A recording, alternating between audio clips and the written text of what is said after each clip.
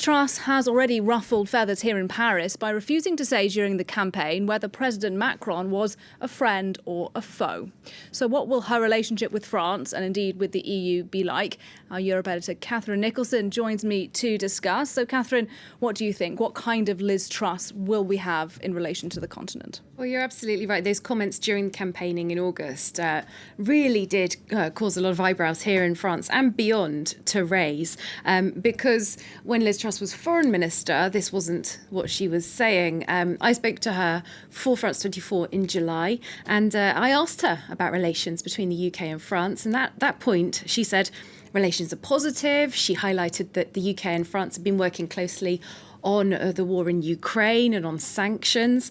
She said she wants to do more to expand the relationship with France, particularly foreign policy matters in the Indo-Pacific, also on energy security.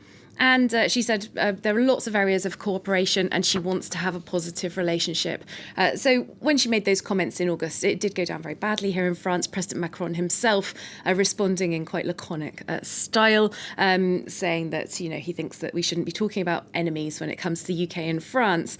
And it is true that in the European continent, the UK and France relationship does resonate beyond these two countries. They're the only two countries in the European continent that are permanent members of the United Nations Security Council. They've got nuclear weapons. In terms of security, the UK and France seen as very important with their big militaries as well. And beyond that, there has been concern over the last couple of years that France-UK relations have been deteriorating.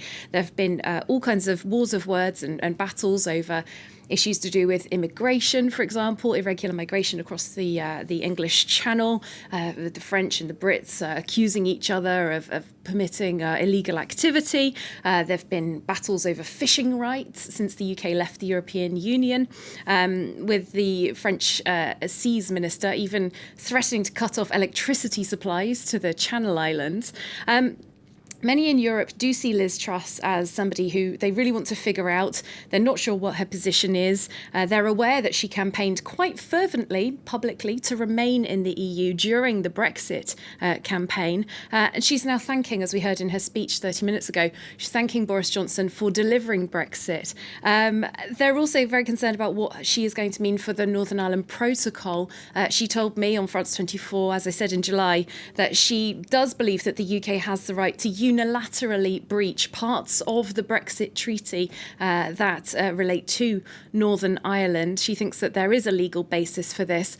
Very, very concerning in all European capitals. I don't think there's been one that's supported this. And so Liz Truss coming in as British Prime Minister is definitely going to be some interesting times, I think, for the UK's relations, not just with France, but with other European capitals and with Brussels as well. Indeed, we'll see what happens. Catherine Nicholson, thanks very much indeed. And in the next hour of the programme, we will have much more analysis for you on Liz Truss's incoming tenure in the United Kingdom. But now, though, some